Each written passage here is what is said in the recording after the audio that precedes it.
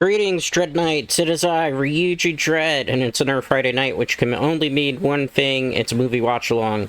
Last week we were watching Scott Pilgrim vs. the World. This week we are going to be watching High Fidelity. It came out in the year 2000, believe it or not.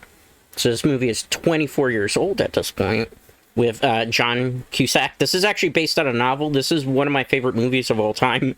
Very similar to Scott Pilgrim vs. the World. Has a very interesting storyline and premise to it. Keep in mind, some of maybe the themes in this movie are going to be a little bit outdated, so if you're somebody that's a bit sensitive when it comes to certain subject matter, this might not be the movie for you, because, it's a very old book, first of all, and now it's a very old movie, so ideologies and stuff has changed a little bit from there. But I still think it's a really good watch about romances, relationships, and just, like, life aspirations. So we're going to be watching this via Disney Plus, but there are multiple ways to watch it. You can watch on Hulu with a subscription, Disney Plus with a subscription, YouTube Prime subscription, or excuse me, YouTube Primetime subscription. Amazon Prime, it's available to rent for $3.79, Google Play $3.99, Apple TV $3.99. So most of you, I would assume, would have either a Hulu subscription, a Disney Plus subscription, or a YouTube Primetime subscription. As a reminder, I cannot stream the movie itself. I can only stream my reactions to the movie, which is why you will have to queue it up on your end. I would like to get into this movie pretty quickly because I have a couple other things I'd like to take care of after the stream. So let's give it a countdown of 10, and we'll press play. 10, 9, 8, 7, 6, 5, 4, 3, 2, 1. Press play. Alright, press play. Okay, so we're greeted to Touchstone's Pictures logo, a very famous studio that was eventually bought out by Disney. And you can hear some good music in the background. Let me double check actually now, speaking about the music, that my desktop audio is muted so I don't get into any trouble with DMCA. Okay, no, okay, good. Touchstone Pictures presents... This is a very slow High Fidelity. Very slow. I didn't realize how slow it was with that particular opening cinematic in terms of the credit roll in the beginning. Very slow. That's very uncharismatic usually of films in these days. Okay, so we got a card hold opening of a dude listening to something on an old stereo system. How many of you actually have seen that? There's a lot of Zoomers that probably watch me. Have you ever actually seen a stereo system? That's like something from back in the day. And look at those oversized headphones that had to actually get connected. Bluetooth? Then? No, absolutely not. What came first? The music or the misery? So this guy does not seem very happy. You could tell heartache in his eyes already. Looks like he was crying or almost wanting to fight back those tears. He's deep in thought, too. Heartbreak, rejection, pain, misery, and loss. That's a very good opening. Look at the lighting, too. You can tell that that's, like, lighted to make it simulate that this is an actual party. That's a good line. Am I miserable, or am I miserable because I'm listening to pop music right now? Okay, so we have this woman who's... She's yanking at. She's very angry. That's just, you can tell, very good of just, show, don't tell. Do you have to go the second? So it looks like they're breaking up, actually. They're both, look at the very tear in their eyes. He wants her to stay. For the night, at the very least. Well, she's walking away. Look at the body posture. You can tell she's very, very upset over something. She has her clothes in garbage bags. That's how you know somebody's pissed off at you. That they actually have their stuff in garbage bags. Oh, man. She didn't even want to look at him. You could tell that this relationship is fractured. Slams the door. Goes to show that he's angry without saying I'm angry. This is the best line in the movie. Listen to this. He's going to go over his top 5 breakups. But it's what he says afterwards, which is just powerful. Look at the amount of records he has in the background. Look at all those vinyl records. Those were the ones that really hurt. Sorry, I know a lot of the lines of this movie. Look how angry he is. He's screaming at the door. Maybe you'd sneak into the top 10. He's trying to save face, you could tell. He's trying to pretend that he's not hurt whatsoever. Look at that. He just blasts the music. Look, he's not... He doesn't care, but he screams out of the window. That's another powerful line. If you really wanted to mess me up, you should have got to me earlier. Hmm. Look at that. Look at, they've had a very powerful breakup. He turned it off. Look at his facial reactions again, conveying how heartbroken he is. Oh, he's gonna go over his breakup list now. We're getting a lot of flashbacks. Alsham, bad. His first serious girlfriend was back in, like, what is this, elementary school? Listen to the dialogues. The dialogue in this movie is so great. It was so well written. So he finally hit puberty, basically, is what he's saying. She just poked him. I guess she chose him. Oh, they're making out behind the bleachers, right? That's something I've never got to experience, actually. But apparently that's something people really do. 2 hours? They were only in a relationship for 2 hours, and this counts as the all-time, one of the all-time breakups? Oh, okay. It was 4 afternoons. So he got dumped after 4 days. And we're only 2-hour sessions each. Wow, that kid, man. 14. He didn't look 14 in that. This is a powerful line, too. Email's less cruel. Where'd he get the cigarette from? Instincts more... Look at his body posture. He's, like, deep in thought.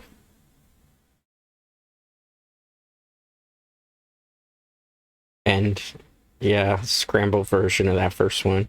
Powerful words. He's going over his breakup list while he's walking on the street, or on the subway track. Penny. So we're going to find out about Penny. He's a music buff, too, so if you don't know some of this music, hopefully you get a little bit. Elton John, that's Elton John's song right there. So he met her in college. Oh, wow, she was a really college preppy. Look at the dude in the glasses. Look at their glasses. You could tell this was like 80s. She was too nice? Is that the problem? Oh, I see. I see what was going on here. Ah, see, he was a horny teenage, or I guess college student at this point. Oh, wow. They were having like a college makeout session, I guess you could say. A whole bunch of them. Uh-oh. Trying to borrow $1. That's a powerful line. But it goes to show you didn't have a lot of social awareness either as a human being. Yeah, because he just wanted sex. Oh, man. What's the point? Never goes anywhere. You could destroy somebody like that. Look at that. Heartbroken over that. That's not what you tell somebody. See? He was only interested in one thing. Oh, wow. Whoa. He almost burned down the lab over that. He's probably thinking at that point there was something wrong with him. Milwaukee Avenue. He owns a vinyl store. Bare minimum window shoppers. So he doesn't really like his store, it seems you could tell by his just dialogue. Mostly young men. Deleted Smiths singles. That's a good band. Any of you have listened to the Smiths? Probably, some of you probably have never heard that music before. Look at that, he's opened the store. There actually used to be a record vinyl store in my neighborhood, but I think it shut down a long time ago. It's called Discorama. You could go there for a lot of things. Ooh. Look at that. He's one of them. So he figures it's okay to sell to people who it's one of them. This is one of his coworkers, Dick. Look at that. Old school registers. Remember, this movie was back in the days where there was no, like, tap to pay, no Vimo, no digital payments. We're talking about hard old 2000 era. Back then we still had CDs. You know, and I guess that's where really, right? Back out. Yeah, no, CDs. It was CDs at that point. Cassettes had phased out by that point. How many people of you actually know what a cassette is? Show of hands. The tape, yes. Back then people used to make mixtapes. Look at the microphone in the background. That's a microphone that's very similar to the one that I'm using right now. High condenser microphone. Although, some people ask why sometimes it sounds like a very staticky. It's not that. It's the microphone's very close to my computer fans. And my computer fans are rev up very loud to keep the computer cool. Oh, Jack Black, a very young Jack Black at this point. You could tell just based on his facial reaction and the coworker that he hates this dude with a passion.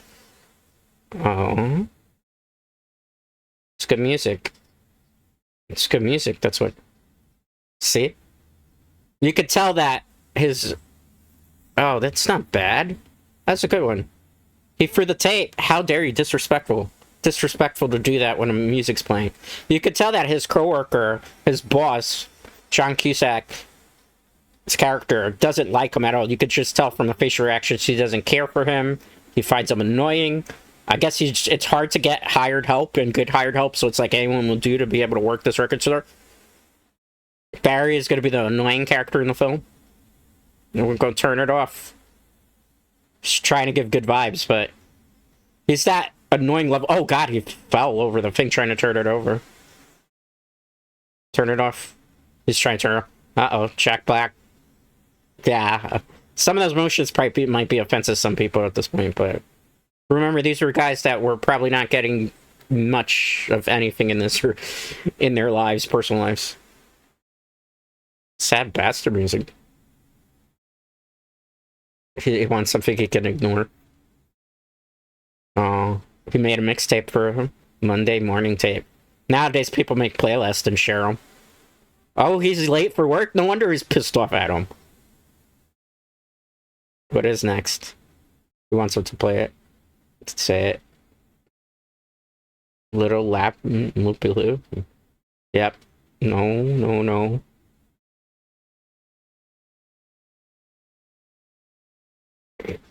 Oh, they're an okay band, I suppose. Yes, how is it to state of preference? That's the internet for these days. That's what I want to say. How's it bullshit the state of preference? That sums up the modern day internet. Yeah, to try to sell it. That is true for a record store. No, he tried, and he failed. Top 5 records on Monday morning. Now he feels a little bit bad. He wants to do it. Why can't you fire them? Every day, only 3 times a week. 4 years ago. Hey, I told you, good help is hard to find. Like, top 5. Charlie, yeah, Charlie. I dated someone like Charlie before. Yes, Charlie is played by Catherine Zeta-Jones. Very minor character role in this film, though. Dramatic and exotic. She was a very artsy type, I guess. Remarkably interesting things. Interesting. She talked a lot, and that'll come back later on in the film. Keep that in mind. She was talking quite a bit. Well, you got something from them. Uh-oh. Are they gonna have a true makeout session, though? She liked him. Oh. Is he hurt? Because... what happened? What happened to him? It's okay, she didn't seem interested in him anymore. 2 years, that's a long relationship. He never got comfortable. He was... oh... he fell into that horrible thing that dudes do, where he felt like he wasn't good enough for the person he was with. Yeah, you don't do that. Because then it just kills your confidence and it ruins the relationship. Look at that leather jacket. He worried, he questioned himself at every step of the way. Well, you know what they did. Show don't tell, right? So they obviously consummated a relationship. Look at that. The Pretenders, that's a good band to listen to, too, by the way. Huh. She seemed very happy with him. Ah, she left him for somebody he wasn't. Marco. Wow, why would you go outside her house, her apartment, and start screaming at him? Holy crap, she's, in a linen. Do you know what that means? Marco is there right now. Oh, wow. Come back to bed, honey. Wow, that'll destroy your confidence as a male, right? Kind of makes sense why his character is the way it is in a way. He's had one bad experience after another and let it shape his whole entire life. lost it all. Oh, so he went into a depression, I guess? This is such a great scene, too, because he's like, it's just conveying how his life is falling apart in the pouring rain. 2 months later. Took him 2 months to get over her? That's when he opened the record store. Oh, he worked at a record shop, but he didn't own it. That's a good line. Wow. That's powerful. And what's that, sir? You gotta punch your way. Out of class. Too pretty. Too smart. He's still hung up on Charlie.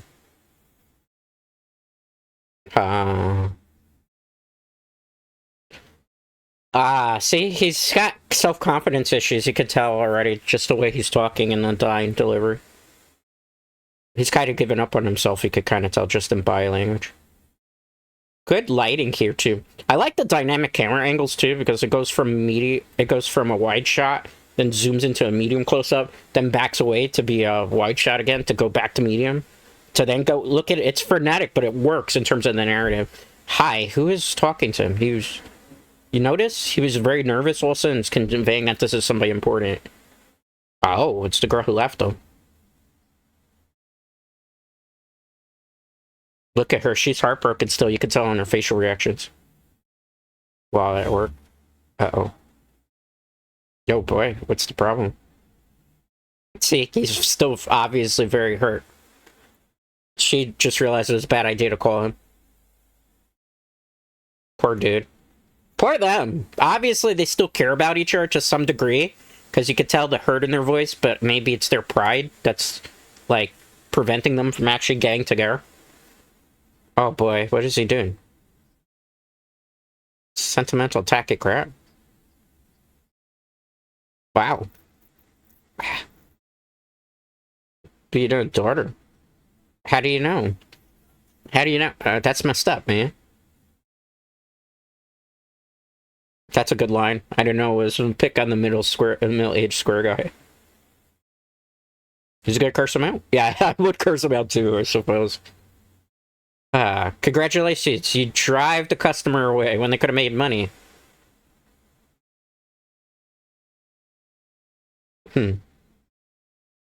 Sub-question. That's a good question, actually, is asking. Probably yes. Well, they didn't have it, but... good point. It was as terrible taste as doors. He's not defending him, he's just saying if they had the record, they could have made a sale. The whole point of having a record store is being able to sell records, right? Wow, why are you criticizing his sweater? Are you gonna punch him? Yes. Jack Black's character is a very annoying dude that everybody wants to beat up. Look at look at his face. You can tell Jack Black isn't even ready to square up with him. Oh boy, that's hilarious. Poor guy in the middle here. What was his name? Dick, right? Yeah. Look, Dick notices something's wrong. He wants to talk to him to try to help him. There's really just the way that people's mannerisms are done in this film. Just the actors' mannerisms really convey a lot of the emotion, which makes this film so good. Look at him, heartbroken again. He's slouched in the couch, all distraught. Yeah. Yeah, he's hurt. Next time he sees him. Yeah, he's trying to help, but he doesn't know what to say. It's no problem. What are you gonna tell him? He's trying to make conversation, but he doesn't know how to make conversation. That's basically what that scene is trying to convey. The other stuff. He knows he's beside himself.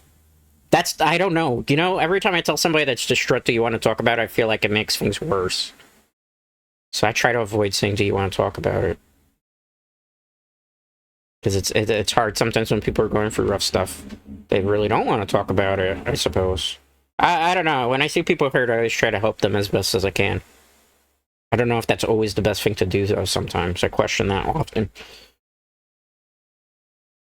He's picking up some of her clothes. He's sniffing it. He still loves her, clearly. Wow. Wow. That's messed up, bro. He's so jaded. He's gonna play a vinyl. You know what's surprising? Vinyls have come back now in this day and age. Like, it's popular and cool to have vinyl on a record player. Ooh. Who was that talking to her? That's his mom? Right? I think that was his mom. That's a good lighting trick there. You see how you turned on the light and automatically it lit him too?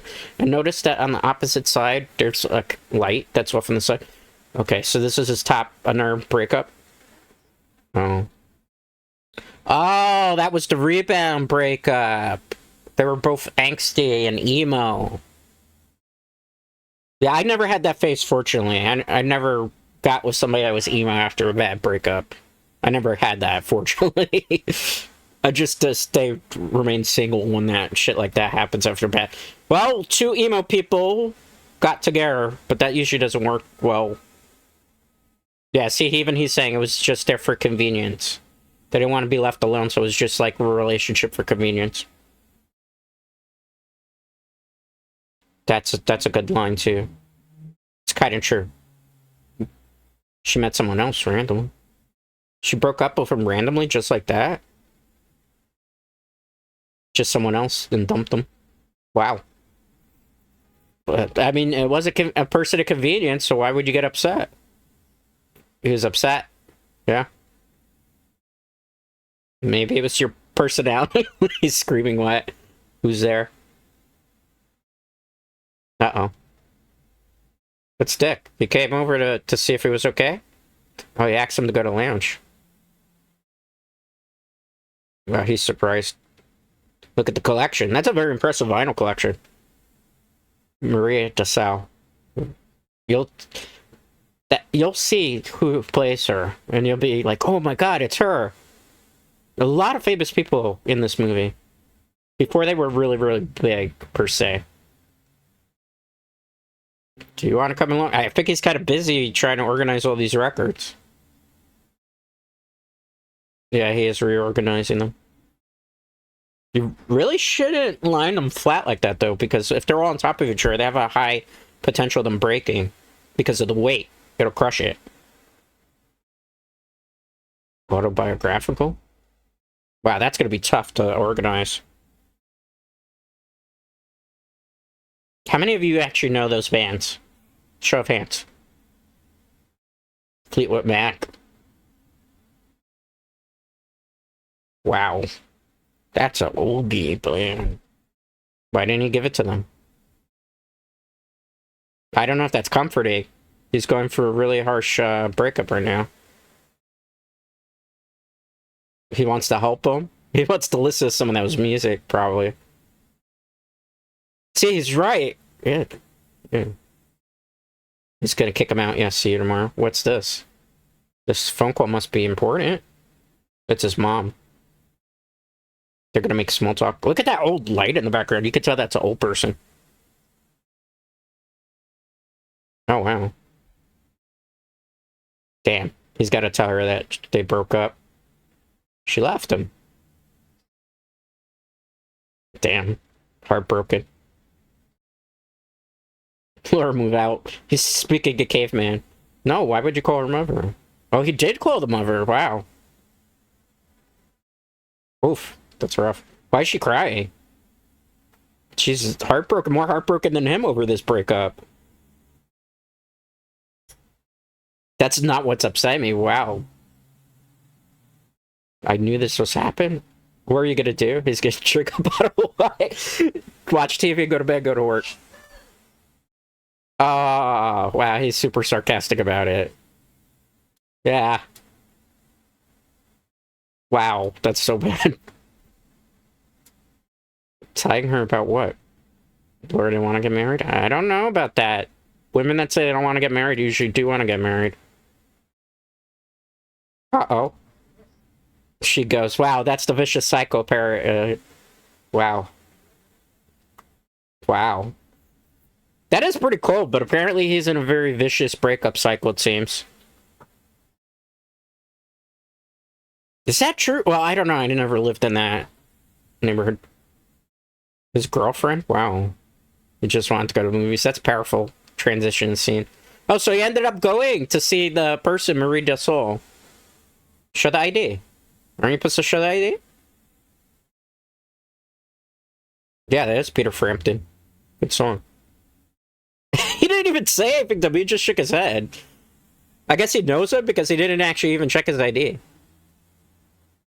This is definitely a dive bar, you could tell. Just the way it's lit. It's Lisa Bonet. Yes, you might remember her from The Cosby Show, but also more importantly, she was married to Lenny Kravitz. I don't know if she's still married to him. Maybe she is. But yeah, Lisa Bonet. And she's on the mic singing.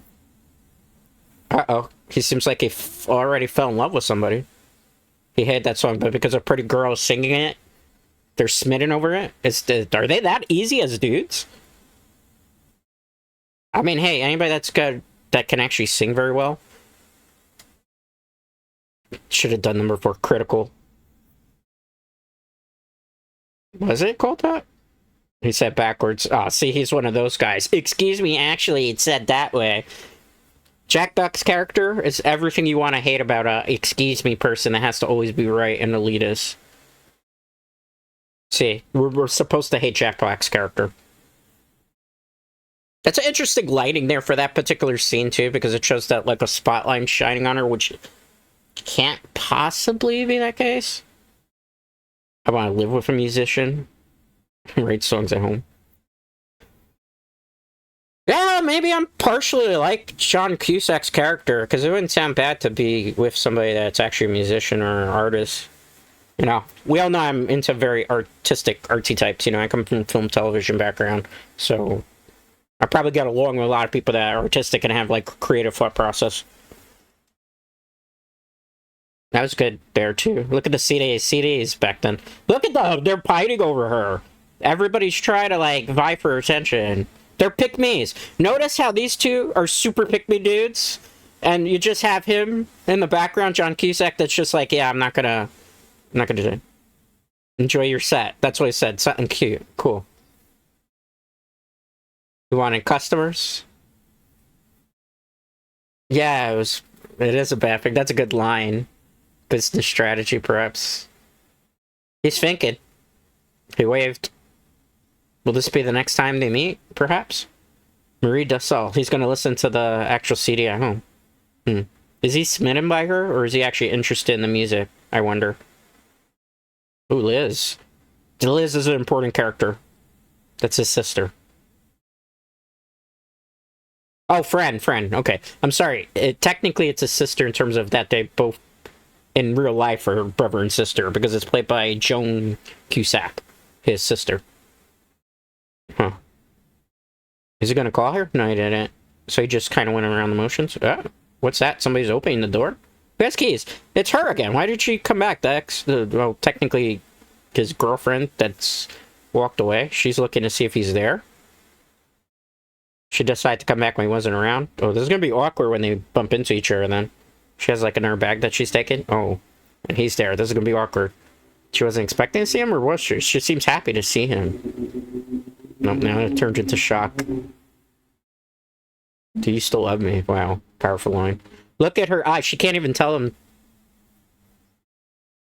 Is it not really the issue? So what is the issue? She still loves him, but she's something about it, the relationship. We don't get along at all. Wow. That hurts. I really hope we weren't in love right now.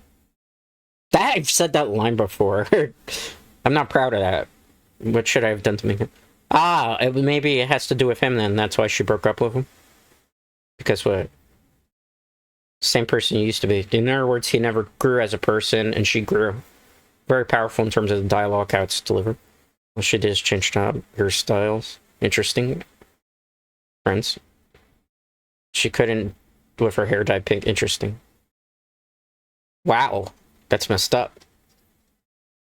He talks about the future he doesn't do. Oh, so because he has no aspirations and dreams, she's not interested in it. I haven't got a clue. She likes her job. She's hurt because she feels like he gave up on himself. Notice? Look at that. She's still in love, but she doesn't like who he is right now. And she feels like the relationship would be hopeless because if she can't help him, you know, the I can fix him type of thing, even though not in a very toxic way, she wants to help him, but she doesn't know how to. That's basically what the dialogue was really about. He's wearing the glasses to hide the fact that he's sad. That's why he's wearing, trying to save face again. Let's Get On Marvin Gaye, that's a good record. Nirvana's a good song too. It's Team Spirit, good band. Hey, he's giving a good list though. Velvet Underground, that's not bad.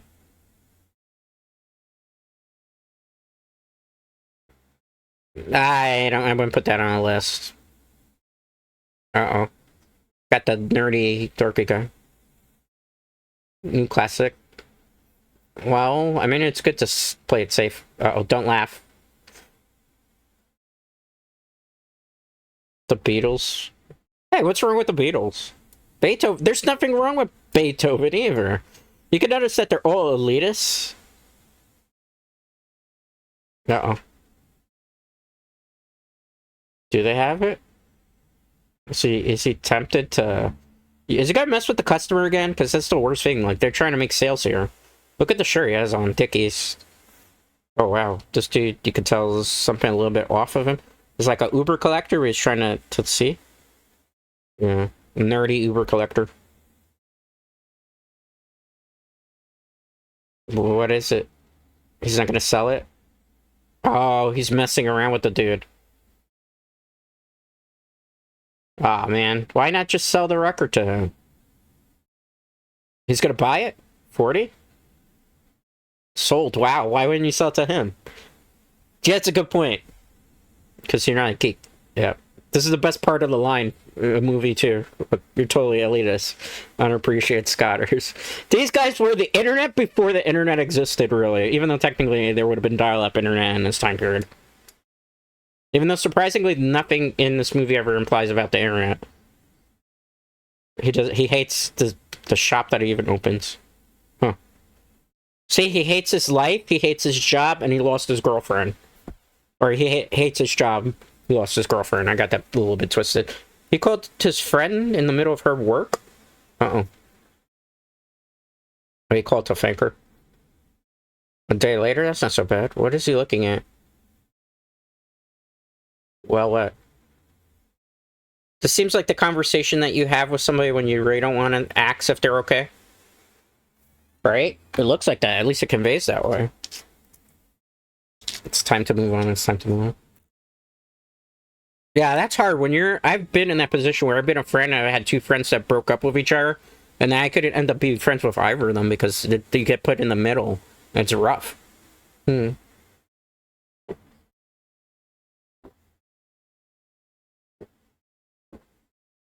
Sorry, I need some hydration. Drinking Snapple, half and half. They did not pay me to say that. Uh-oh. Just listening to the music and heard her song. She came to the record store. I wonder why. Ah. Turn it up. So she's actually very impressed by that. Uh-oh. She looks sad. She was interested in him. You know why probably she was interested in him, at least? Due to the fact that, remember, he wasn't a pick-me. He wasn't a pick-me dude. He just kind of ignored and played it cool that day. But he's in a crisis right now.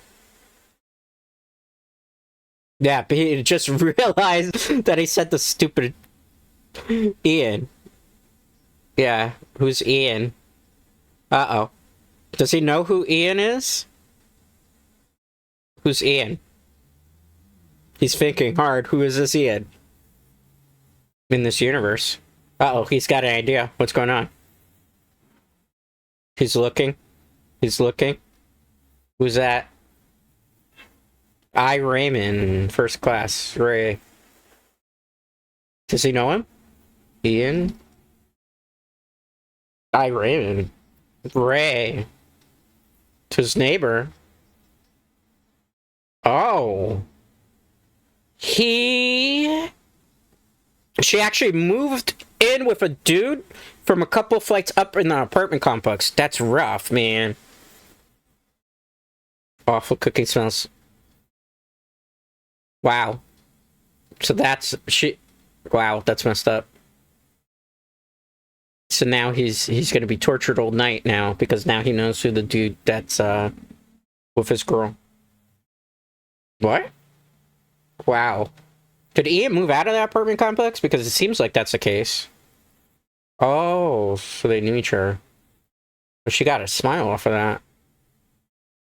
They're just reading books in bed?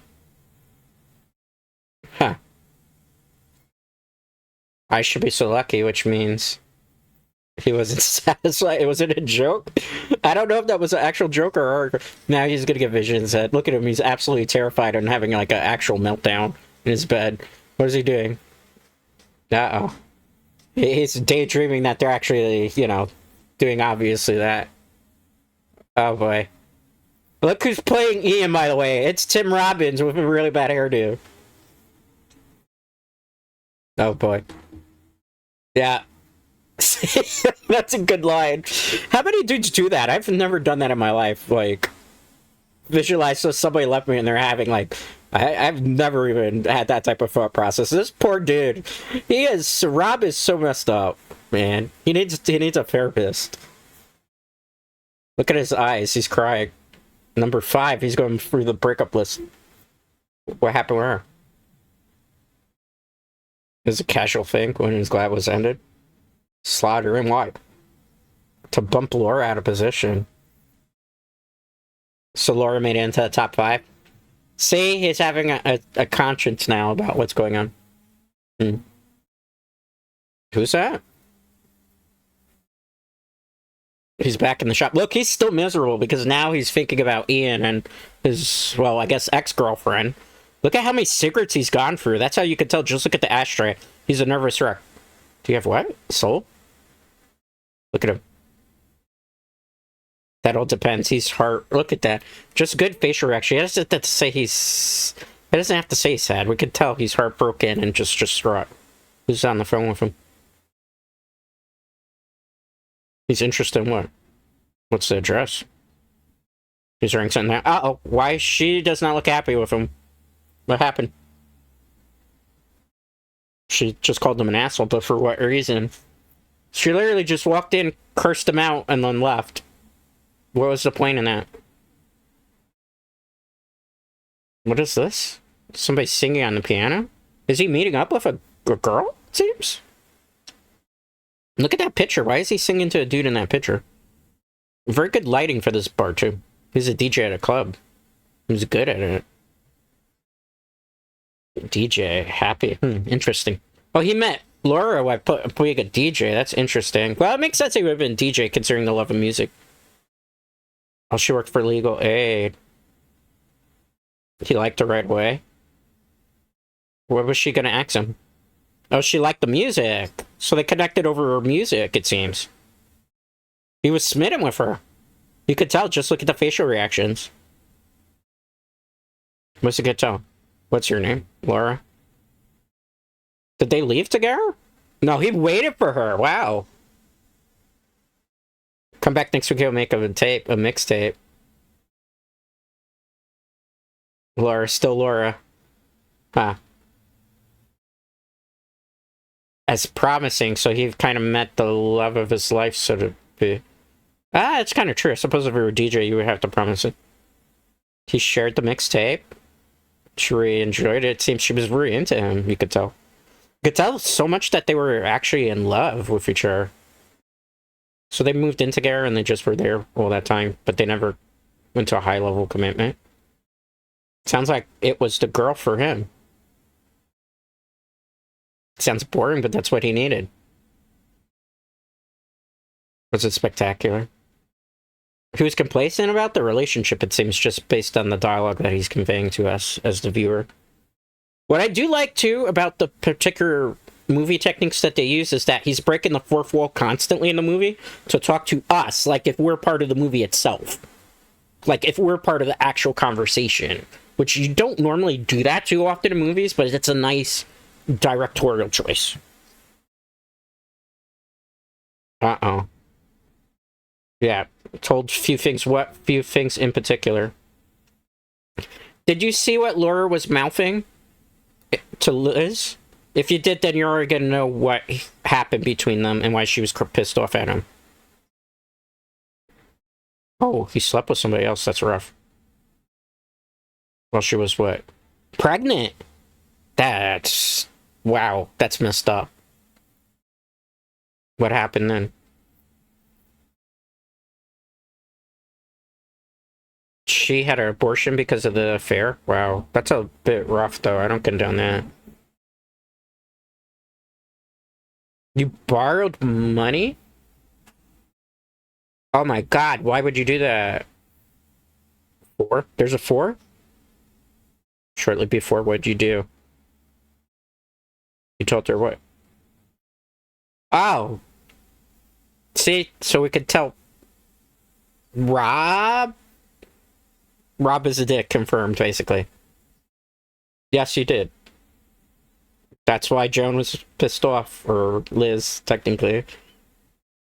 You are an asshole, yeah. So, that's what she did. She went to rush off to curse him out. Shocking. That's a little bit more than shocking, in my opinion. That's appalling. You don't cheat on your girlfriend who's carrying your child. So, why did you borrow it? Well, that's not an excuse to take it, though. You never made the money, right? Yeah. Because his record store's failing. Damn, that's messed up. Is it true? How you get tricked into saying that? State of Union conversation. We're pretty unhappy. Did you agree? Well... Interesting. That's a nice effect, too. Notice how the camera's moving backwards while he's walking through the subway to try to find a seat? That's so cool.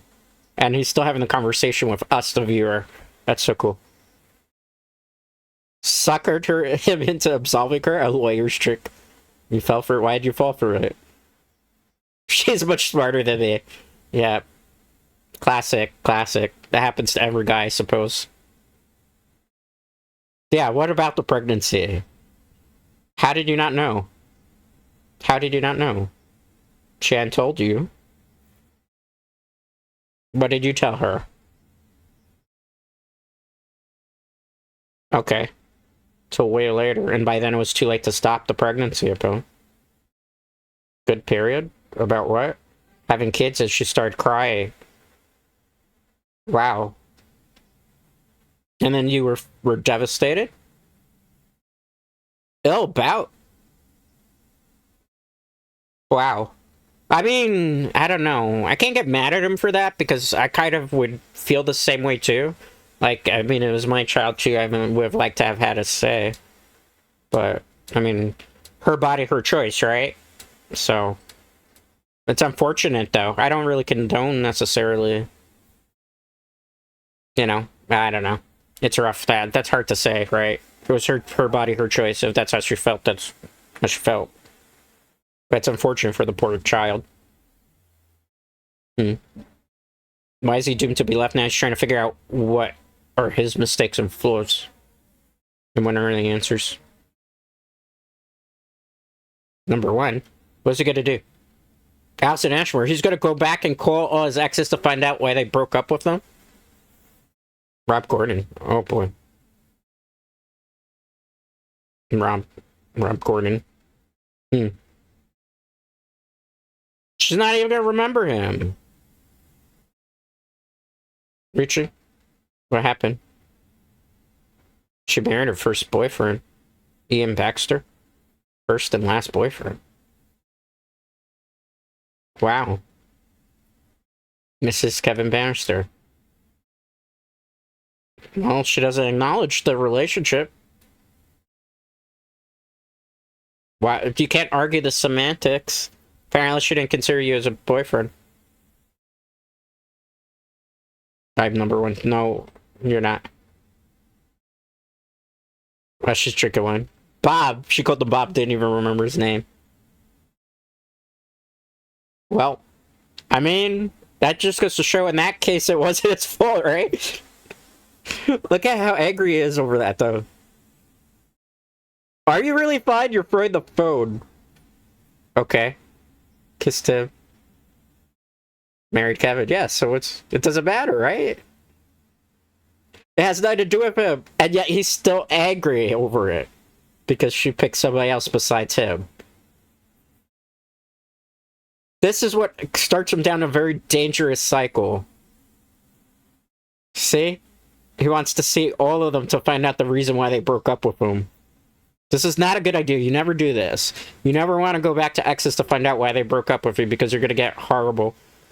Bruce Springsteen just giving him advice like that randomly. So look at his face. He's like trying to go on this self-righteous thing to clear his conscience. Yeah, that's exactly right what Bruce Springsteen said. Clean and calm. Why are you trying to clear your conscience? That's funny how Bruce Springsteen is his conscience right now. Yeah, see, he's trying to move on from this, and I think the only way he can move on in his personal life with his dating grows, it has been if he could clear his conscience over the top 5. Why are you obsessing over breakups, though? That's just unhealthy for you. He found Penny? Wow, why did you go out on a date with her? Hey, reviewing movies? Ooh, flashlight notes. Hate the same actors. Everything's going fine, but what happened? Okay. So what's the problem? No real explanation. Why did... Oh boy, why would you keep going on about the sex thing? Uh-oh. So... Chris Thompson. Uh-oh. She got very upset about that. Why is she getting upset?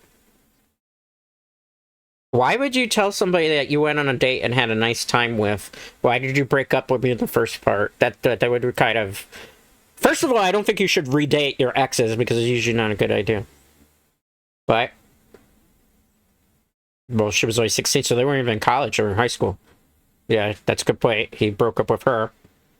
Not putting out, basically. Ooh. Uh-oh. What happened? Oh, man. She got forced on. Oh, boy. Oh, boy. That's rough. She had a horrible life. Yeah. Well, that's how you get screwed up in that case, too, man. We're starting to see that it's all about Rob in these relationships. It's never about the person he's with. He didn't even... This is how you know that Rob's a slime bag. Because notice he didn't even say, I'm sorry about you being forced upon by the dude. Notice that? So it goes to show you Rob's not a very good person as a human being. He just hasn't matured. Why don't you want to go with Charlie? Number 4. Sarah. The partner in rejection. Oh boy. Hey, you might remember who she is, right? Nice to see. She looks like she has her life together now at this point. They got a hug. Is it going in for a kiss? That would have been weird. She's still living in the same apartment. Ironic. Left for who? Did they go to Chipotle? It looks like it's Chipotle, but Chipotle wasn't open back then, right? No, Chipotle was a little... Oh. She's desperate. She just walked up to, like, grabbed his hair. Are you seeing anybody? In between? How are you doing? Not good. What happened to her? What's wrong with her? Oh, she has mental health issues. Oh, man. She has a lot of... Yeah, you shouldn't do that, dude. Yeah. You can't, like, she has a lot of personal demons that she's dealing with. So you can't... You gotta ask her. No, you don't do that. No, you don't do that, Rob. This goes to show you how Rob is a slime bag for a moment. Oh, he had a conscience. But notice it's not even that he has a conscience. It's more like he just doesn't want to make himself look bad. I feel more guilty. Rob is not a very likable guy, you can tell, in certain aspects of this film. Of course she's in the phone book. She seemed a bit of an egomaniac. He's gonna call her. He's probably not gonna get through, right? Because people usually have their number in the phone book, have an answer machine so they can filter out who's calling them. Yep, called it. Called it 100%, Dread Knights. I told you. Well, he can't finish his unresolved issues then. Oh, look how crowded the store is all of a sudden. I wonder why. Did they change the music? It's pretty booming for a business that's not usually picking up. Missing what? He's pushing his musical influences on the dude. Notice the guy in the white shirt? He would go on to have a very good comedy career. He was just very young at the time. I forgot his name in terms of actor. Oh, look who it is. She was played in Roseanne, and I guess technically now the Connors. She had a small role in this film as well. Clash. Oh, she's into him. You could tell just the way her eyes lit up and the way she's looking at him and the laughing. So they're talking. He might have an actual shot with her. Look at her body language and the way she's looking at him. You know, again, show don't tell when it comes to movies. You want to show the viewer what they're experiencing and not actually tell them, oh, I like you. Because that's just a very boring technique if you do that on film. She likes it. He's into her. He's shy, though. You can tell he keeps looking down on the ground. No, it's not. He gave the eye roll. Yeah, she gave it back, so that's funny. He's gonna sell him every record in the store. He's gonna make a ton of killing off of him. Look at how much money he's got. He made it off of him because he doesn't know anything about music. He's gonna sell some copies of something. How's he gonna do that? Is it just by playing that song? He's gonna sell copies of the record? Is that actually gonna work? It's not a bad song either, by the way. Look at that. They are kind of driving to it, so he had the right idea. I guess he knows how to work people at a record store. The beta man.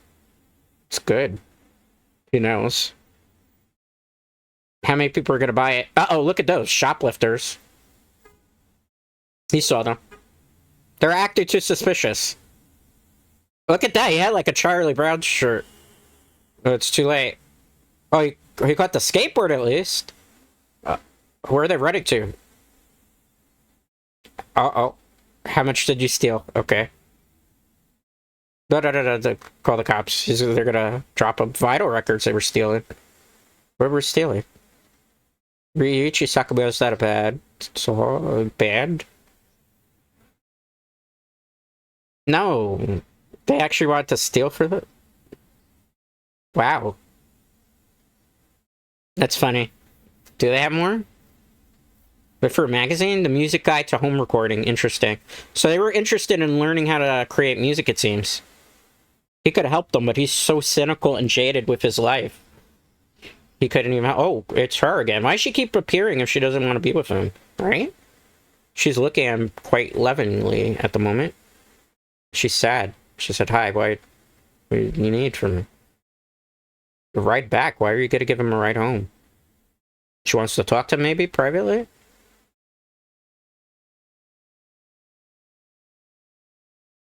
She needs to pick up some stuff. So it's all about picking up the stuff. He's not going to even say anything. My house. Notice he's upset that she's not saying our house. She still loves him. You could tell. Look at the way she's walking up to him, looking at him deep in the eyes. And she's concerned how the store went. See? She's really invested in, like, his own endeavors. She's, you know, she still loves him. It's obvious. She doesn't know how to convey it. Interesting. So, she's wearing sandals that late at night? Where you could have, like, water bugs flying? He's not interested in her, is he? I don't know. He's so confused right now. You could tell his body language. And look at... He's confused as to why she's there. Look at his expressions. And she's just standing there just, like, confused. She wanted to be with him. She's trying to still tell him, I love you. Just in the dialogue. Listen carefully. She knows that he knows. Wow, he's being sarcastic. She hasn't been fair. I don't know about that. Why? Is she gonna tell him exactly why? Courage for what? Why is she scared? Yeah. Oh, see, he wants to be the vindicated person right now.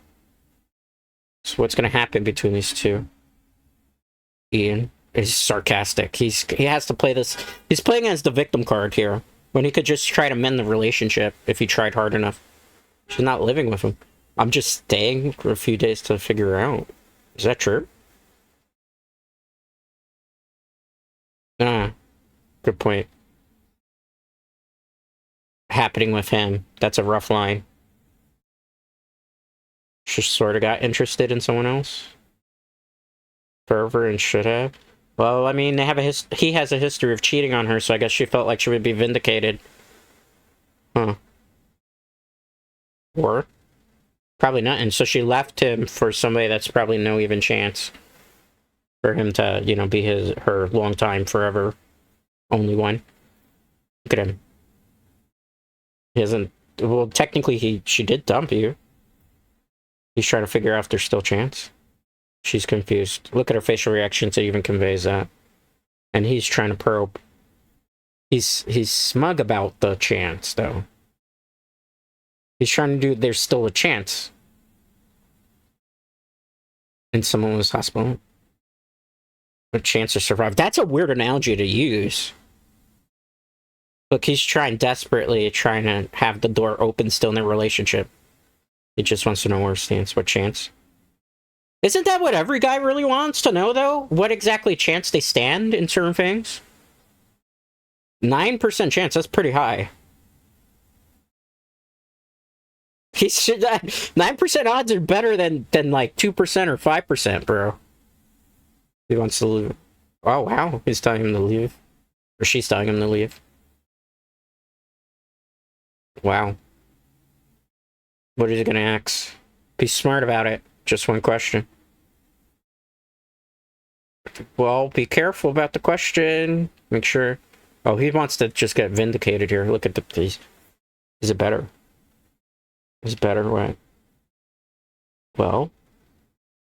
Wow, he had to ask if the sex is better. She's laughing. Well, remember, he was tortured in his mind from it. She doesn't know. She doesn't sleep with him. They haven't done it yet. Which means there is still a chance that they could, though, right? She hasn't felt like it. No? Interesting. So she was kind of committed to him? Wait, what? Slept together, but we haven't made love. Not yet. I don't understand that. I guess it means that she's not in love with him, so he doesn't... Sleeping together is better? Huh. I don't... Oh, they actually... She didn't mean sleeping together as actual sex. That's what it was about, that scene. At first I was a little confused myself, even... It's been a while since I watched the movie. Wow. He feels vindicated because she hasn't slept with Ian. Interesting choice. We are the champions still. You're only the winner because she hasn't, though. Keep that in mind, bro. The lighting in this particular scene doesn't work for me because it's like, we're supposed to... Did he really go out and sleep with her? This goes to prove that Rob is terrible because instead of, like, staying committed, what did he do? He went to sleep with the girl. Yeah, how could it? Good point. Why would we be there in that room with him, though? Keep that in mind. Yeah, that's a good point. He's grumpy, he's broke. Hangs out with musical Morin twins. Yeah, but that was just a rebound thing, bro. That doesn't even... So, we're getting the flashback sequence as to how this happened. I'm surprised she was hanging out with Jack Black's character and Dick. Hmm.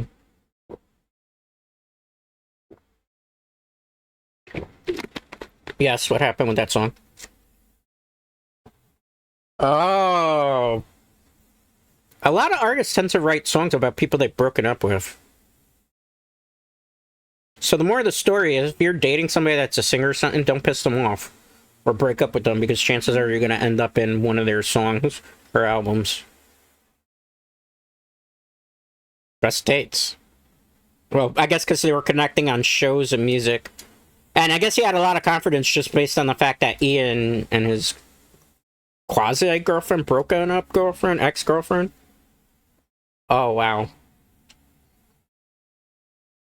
So that's how they connected. They connected over exes. No, obviously. Is he being intimate? I don't think so. He was pretending to be something. Yeah, see, he was pretending to be something he wasn't to be able to land in it. See, he knows it was bullshit. A sketch of somebody who's not, doesn't actually exist. Yeah. That proves terrible dude. Yeah, and then stuff happens. They were also, keep in mind, look at how many drinks they would have had during this whole time frame, because they were drinking at the bar, they were drinking right before the bar closed, they were drinking in the apartment. Yeah, of course you don't know who did who to what, because you were all drinking. Favorite songs. Because you don't remember if you did or you didn't. For the moment, because it was just an infatuation, it seems. And then what? In the morning, what happened in the morning? Gold. Cool about what? Oh, she saw through him. She saw through him. So what's good? It was called James. That's an interesting way of referring to somebody you broke up with. Do you miss him? Interesting. She does. Is it how it works? I guess you kind of miss things you had feelings for people. In a way. Oh, so it was a one-night stand. She's acknowledging it was a one-night stand. Huh. Interesting perspective. I can't say that I really share that same sentiment as these two. Necessarily. I'm not really a one-night stand type of human being. I don't like that type of stuff. Huh. And then they went their separate ways, and I think that's the last we'll ever have seen of them. I'll call you. Yeah, they both know that that's the last time they're ever gonna kind of see each other. Let me fix myself. See, he's still obsessed with Laura. Yeah. See, he's obsessed with the yet part. Means you're gonna do it? I don't know. Well, that's a good question. I haven't seen Evil Dead 2 yet. It means you would want to see the movie, but you haven't had the intention of doing it, seeing it. But you have the intention, right? I want to see the movie, but you haven't seen it, but you have the intention of doing it, right? It's a good question he's asking about Evil Dead 2. Evil Dead 2 is a good movie, if you like horror films. It's like a cult classic. One day, hopefully, we'll watch Evil Dead 2 here on the channel. Because I would like to watch the Evil Dead movies. Not the television show or the reboot. The reboot's not bad, but... Sorry, I'm fixing myself because I got like a little bit of a leg cramp. Excuse me. Couldn't have been desperate. Good point. Maybe a good point. But maybe you were just busy. And you hadn't had the time to actually go see. Yeah. Like, there's games that I want to play that I haven't played yet. But when I say yet, I have the intention that yet is actually, I plan to do it at some point. Yeah, how would he know? That's a good question. Why didn't he actually tell him exactly the yet point? He had to speak so much of metaphors and analogies to try to figure out the answer to his question. Can I go work now? When somebody say, can I go work now? That's funny. Who can't get home from? What is he talking to? Meet me for a drink? What is he talking about? Oh, he's talking to his ex still again. We'll meet tonight. If you're not too busy. He guilted her into that. And she's very angry at him. They went to a nice restaurant. Is he going to try to get her back? One last chance for romance, perhaps? He's very intent on asking her something. What is it? She's still curious. Why would you start with, have you slept with him yet? Yeah. That's a worse way to start. What do you want him to say? Yeah. He wants that to be the truth. She can't do that because did she yet? Did she do it already? She looks heartbroken. Maybe she did sleep with Ian. He looks heartbroken because I think she knows the answer to it. Yep, she did sleep with Ian. That's the body language and the eye posture. She looks like sad and embarrassed over it. Yeah. She's hurt. That's why he ran off. Because she did do the deed with Ian. So now he's completely heartbroken. Which is ironic because he went out and slept with the other girl, right? And that was not an issue for him. He didn't even think twice about it. But I guess that's why maybe he anticipated. Uh-oh. Yeah, she did sleep with him. That just confirms it. Yeah. I mean, that's what happens, man. He should have tried to make amends and tried to prevent it from happening. Yeah, he's crying. No. Explain it better. I don't think he wants to hear after that. The last conversation, yeah. Yeah. That's rough. It's Tim Robbins. Oh my goodness. The way they dress Tim Robbins, man. He's calling. Who's he calling? Tim. What is he looking for? He's looking for the dude's apartment? That's super stalker, man. Payphones! Nobody sees those anymore, right? That's how you know this movie's old. They actually have payphones. You could call people from the payphone. Well, they're having a nice dinner and all of a sudden he calls. Oh, man. Does she know? You notice how she kind of knows? Why is he hanging up? He knows? He's trying to, like, cheat? They have wine? Is he gonna keep calling? Has he been calling this whole time, even before we saw him calling? I wonder. She picked up. Uh-oh. Laura. What is he saying? Running from a oh, he wants her back. Look. He's telling her she's running from him. Oh, he's trying desperately now. Steven Seagal ponytail. Ponytails are okay, I suppose. Oh.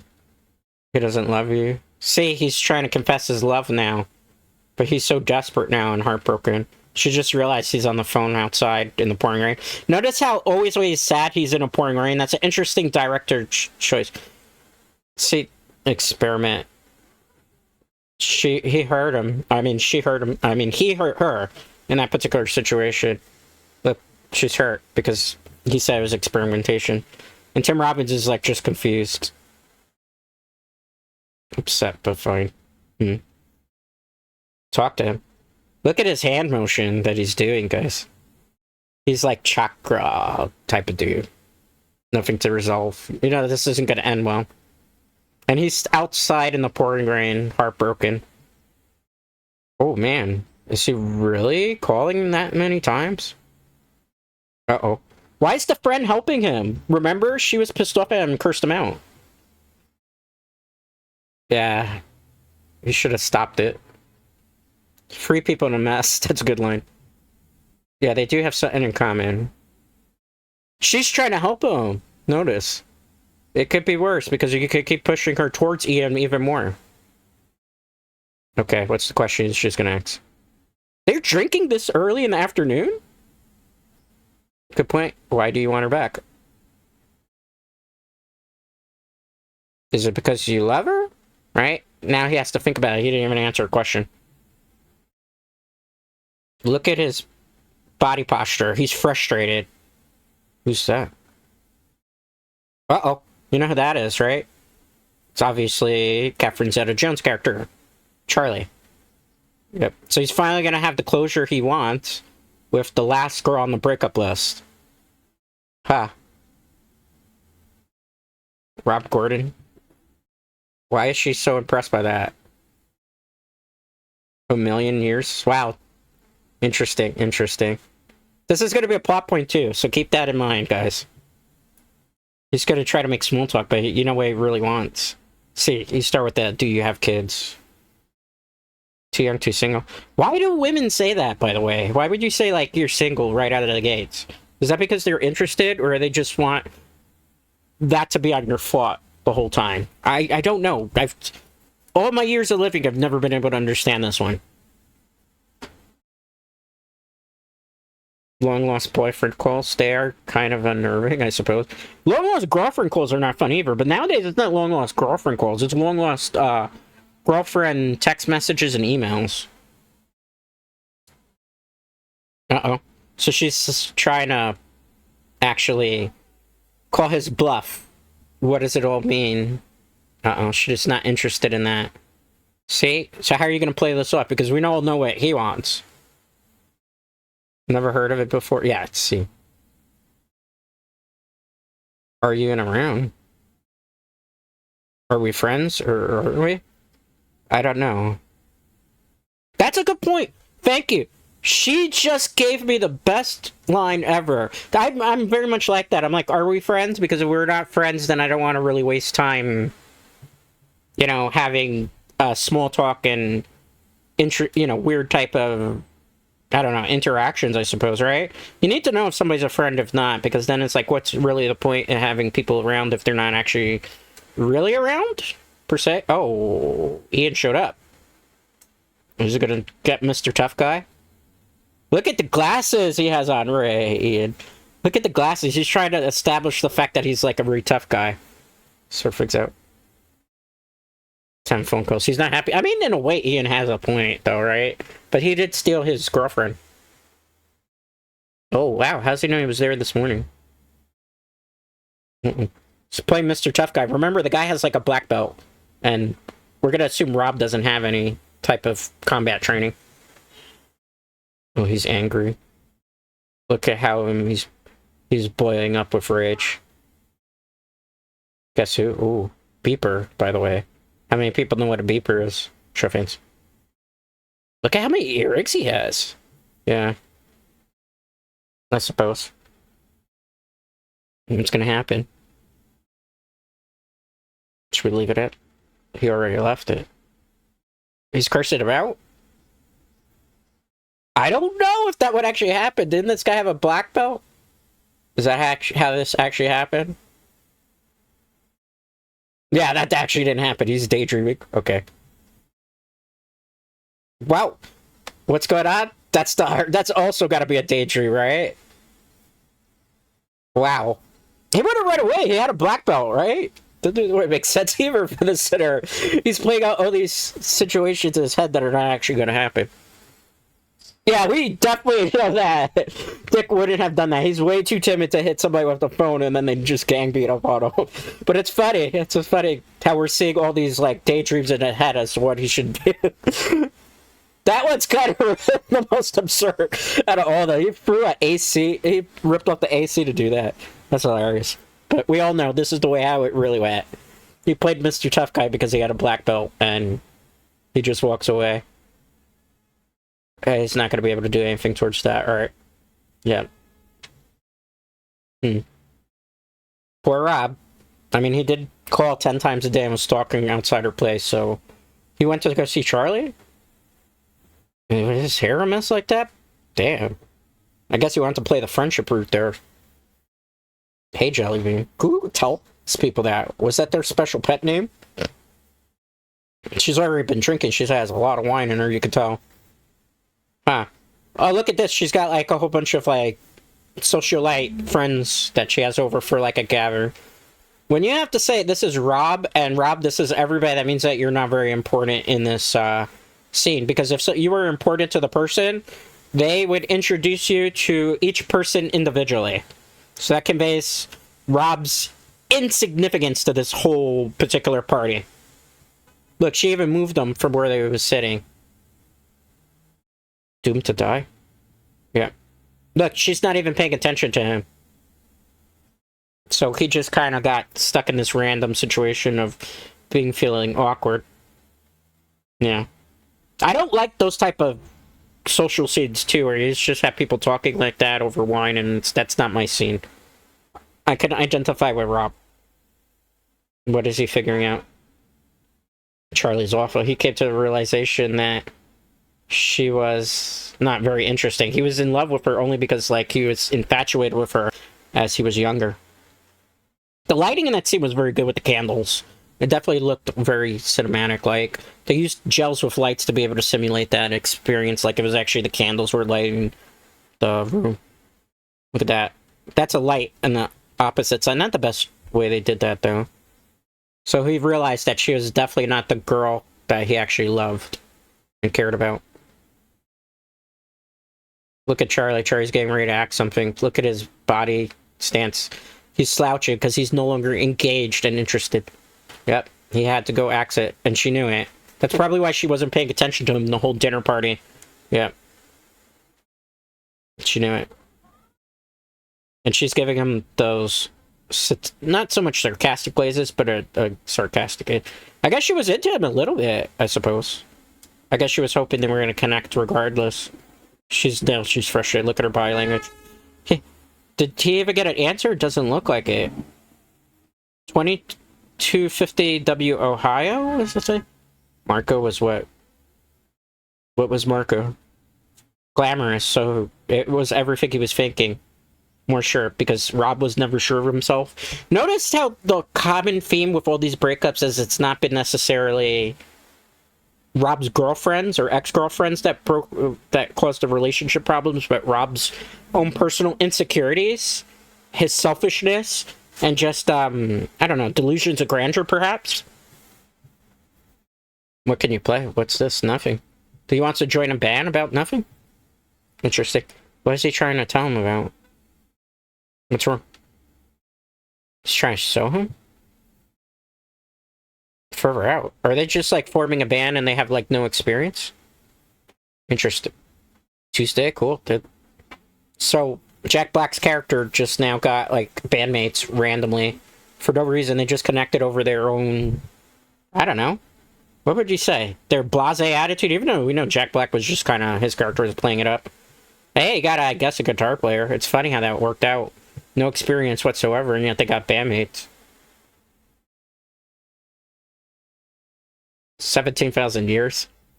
Well, I guess the guy... Yeah, it's no big deal. Garage band, nothing special. Can he sing? I wonder. That's a good line. What, I gotta stick around here the rest of my life? That's what everybody that works those type of retail jobs says, right? I mean, VTubers are the same way too, right? What do you expect, guys? I'm gonna stick around here for the rest of my life? We all know VTubers' life expectancy 4 to 5 years. Well, technically 3 to 4. I'm gonna be 5, so... Hey, I lasted longer than some people did. Jack Black's character is so oblivious to everything that he doesn't realize that he connected with somebody here at the record store. How many scenes ago? Like 5 scenes ago, right? Okay, Rob. Rob is trying to figure it out. He's pondering the whole situation. He's getting a backbone. Green Day album. Is he being sarcastic or happy or fake happy for him? I can't really tell the difference with this dude. Gotta get some lyrics down on paper. So Rob would have to go to the club by himself. This is the first time that Rob's gonna be all by himself in a while. With all that time by himself, will he be able to cope, guys? Do you think so? Why is that spider still hanging up? It's not Halloween, right? That always bothered me with that particular set piece. Because this doesn't take place like in Halloween, but why is the spider there? It just bugs me. So he's gonna close up the shop and he's all alone. Look at him, it kind of feels a little bit sad. You can tell his body posture now. He kind of realizes everybody else's lights are not lights, but lives is moving on. Look at him. He's looking at her and him happy and the hug and the relationship. And you can tell now he's missing something in his life. He's missing his ex. He's hurt. Her coat's there. Notice, that's a good, dramatic, good frame of the shot. The coat just implying that somebody's there in some bags. Why is she looking at a list? Why is she back again? Interesting. He has a dream list. Interesting. Number 2. What was number 2 on the list? Producer. He wanted to be a producer. Oh, I thought he was leaning in for a kiss for a moment. And notice how he moved in very close to her, which signifies, in terms of body language, that he wishes to still be close to her in terms of cinematography practices. Notice how she's not trying to push away from him while he gets closer either. Look, notice he's leaning into her. That's to express that he actually is still interested in her, trying to get closer once again. Very good tactic. Yeah. She went through 5 lists, if qualification. She's trying to understand what his real life objectives are, I suppose. But she's so interested. A record store, then be an architect. Well, you have that. 16th century explorer. She's looking at him. The ADR in that particular scene when she cut away wasn't right. They had to re-record the line there, and you could tell that was imperfectly synced.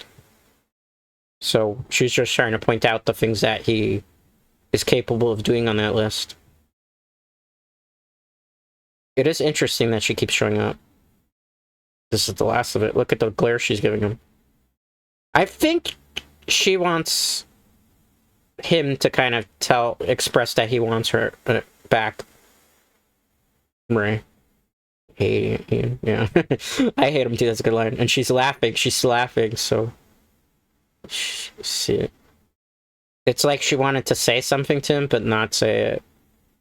And I think he's too jaded right now to be able to, like, swallow some of the pride to try to do whatever's necessary to get her back. Like, if a woman keeps coming back into your life like that many times... Like, that was... And she said that was the last time. That was basically her signaling, perhaps, that was his last chance. Look at him. Now he's in love. Look. He's going over the reasons why he was so madly in love with her. He had a nightmare, but you cheated on her. And then you went out and slept with somebody and then expected her not to sleep with somebody. But he's starting to kind of improve a little bit as a human being, growing a little bit more. Free. Yeah, he misses her. I think he finally realized that the top 5 breakups, Laura was number 1. Because the rest of the ones were just breakups, but they were breakups that he broke up with them. And they weren't really... Well, most of them were he broke up with them. But it was mostly because of him, and it wasn't them. It's like he's learning from his past mistakes now, finally. It took him so long in the movie to realize this. Yeah. I still think it's such a cool cinematography effect to have him just talking to us and breaking the fourth wall, like if we're there having the conversation with him. Look at his body language again. Top 5 things. Yeah, he doesn't want to rant. Schizo. See? So when people say schizo stuff in this day and age, I think it was like an Urban Dictionary term. It came from early movies. Oh, almost got attacked by the skateboard. Oh boy, he's gonna throw him. He's pissed off, that's clear. What is in the bag? I always wonder what he carries around in that bag. It was never actually conveyed at all in this movie. It was carrying around records or something. Laura called. Interesting, why'd she call so quickly? What's that sound? Interesting sound, right? They're looking confused and perplexed by this, too. Vince and Justin, who are they? The people who shoplifted from them. And they were angry. What are they angry over? It's good. That's why they were trying to steal records, because they were looking for musical influences. Remember, they had the magazine that said how to build your own recording studio. Oh, wow. Just look at that. What about their tape? Mixtape. It was a mixtape. Now they give, like, mixed CDs, I think. Because that's what it is. Look at his shirt, Yanni. How many of you know who Yanni is? He's going to put out the record. How would he be able to put out the record? Do you have a recording studio? Mercedes. Well, at least they got confidence. Vince. Why is Jack Black angry? Kinky Wizards. What's the name of his label? Top 5 records, because he does the top 5 countdown. He's angry! Look at Jack Black. He's angry. Why is he so angry? Look at that shirt. That shirt is so loud. I'll give anybody in the chat a cookie if they could tell me who Yanni is without looking it up on Google. That's actually some decent bands that he just listed off. Hasselhoff, yes, because David Hasselhoff actually had a band for a while. Oh, he's not too happy about that, but I mean, it's a valid point. If he's never heard your performance, why was she crying? What happened with her dad? Oh, her dad died. Oh man, and she just hung up. He's devastated. Look at his face. Devastated for her. Everybody else is like, oh, that sucks. At least Dick has social awareness to be able to say, I'm sorry. Top 5 songs about death. Laura's dad tribute list. Interesting. I guess Jack Black is trying to lighten the mood a little bit. Leader of the pack. No. Dead Man's Curve. Is this true? It's Jan. Yeah, okay. So the elitist guy got put in his plate. He's got an phone call. Better rush to pick it up. One step beyond. Well, she called him back. That means that he's still a very important person. You can't always get what you want. Yeah. Big chill, yeah, that's right. That's a good point. She wants him to come.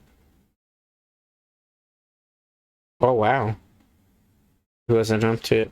So her dad liked him as a boyfriend. I guess live-in boyfriend and more. She doesn't care. As long as you don't expect me to hold your hand. Ray's not going? That's, like, important. Oh, don't sing that, Jack Black. She should hit him for that. What? Oh, God. He's gonna hit him. I wouldn't blame him if he hits him right now. Oh.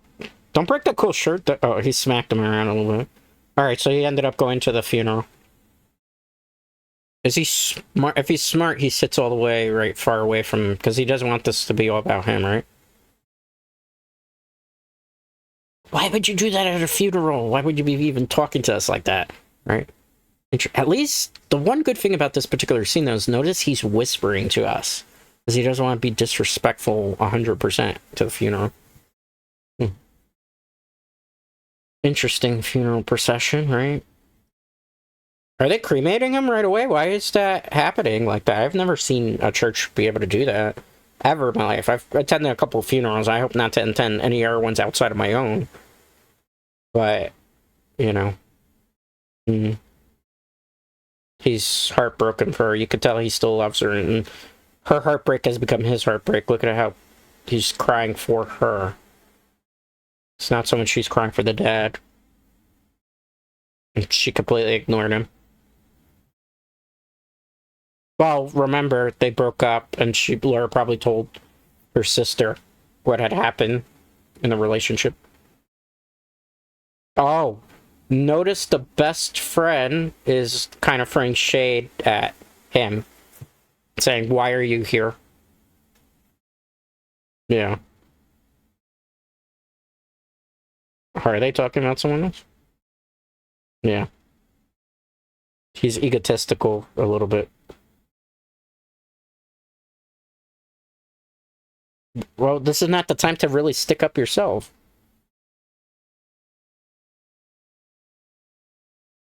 Yeah, it's not really the time. Oh boy, it's not really the time though.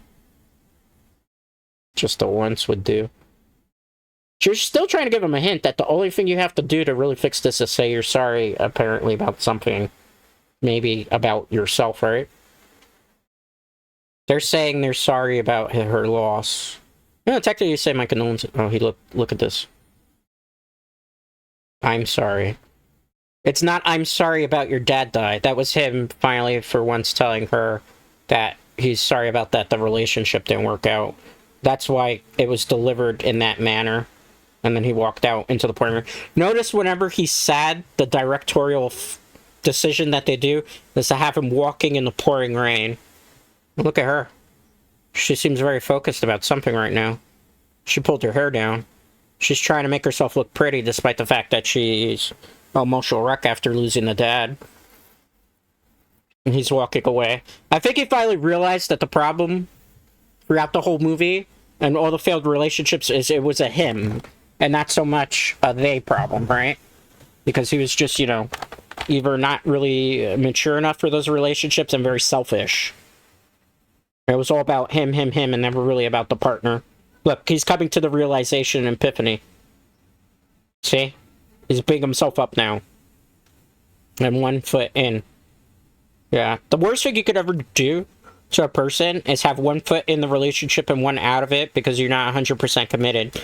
You never do that. I've been in that situation where I've had people that have 1 foot out the door and 1 foot in. And it's not a very good feeling. So I can relate to Laura in that particular situation. Yeah, tiny increments. He's heartbroken because he realizes now that everything, the reason the relationship failed was because of him. That he was the problem. Finally, he's acknowledging it. Look at that. Look at the pouring rain.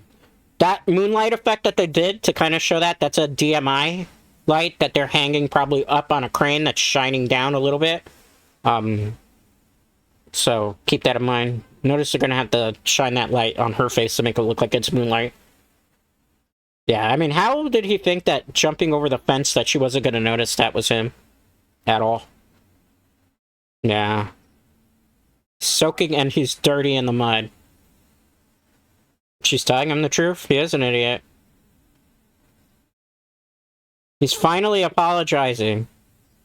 Does she really appreciate it? He's gonna wait for the bus. He doesn't want to... She doesn't want to be. She wanted to be with him for the night, it seems. Does he do? She wants him inside the car. Show you. Just get in the car. If she wants you in the car, get in the car at this point. This is your one chance to make things right, I suppose. Between yourselves. No, she drove to a very secluded area. We know what usually this means when people drive to secluded areas. So what's going to happen between them? What does she say? Oh, she wants to have relations with him right now. Oh, wow. She doesn't want to feel grief. She wants to feel something else. Put your hand in the fire. You don't want to do that. Oof, no. You can't do that. He's been saving it for later. Trying to crack a joke there. No. He's confused. Wow. Interesting. She's gonna apparently do all the work here. I'm not gonna tell you what's happening, obviously. We don't need a narration for that. What I will say, though, in terms of the technique, notice how they're gaze in each other's eyes. That she wanted to be close to him after everything. That's kind of implying from directorial choice, even the way they're looking, that this is them wanting to be close to each other yet again. That maybe their relationship can still be mended. That maybe everything just, you know, him saying sorry made her feel so much closer to him again. All conveyed through not even them saying anything, but just the act of them making out in the car, which obviously would lead to something else, is a very... I remember the movie's rated R. I think it's a hard PG-13 rating. Oh, the mother is confused, and she broke a smile, happy, realizing that they're in the car together, that maybe they're back on the men. They're laughing like school children because they, you know, they're kind of getting outed that they probably did something. It's telling her to go be with the mom. Too tired.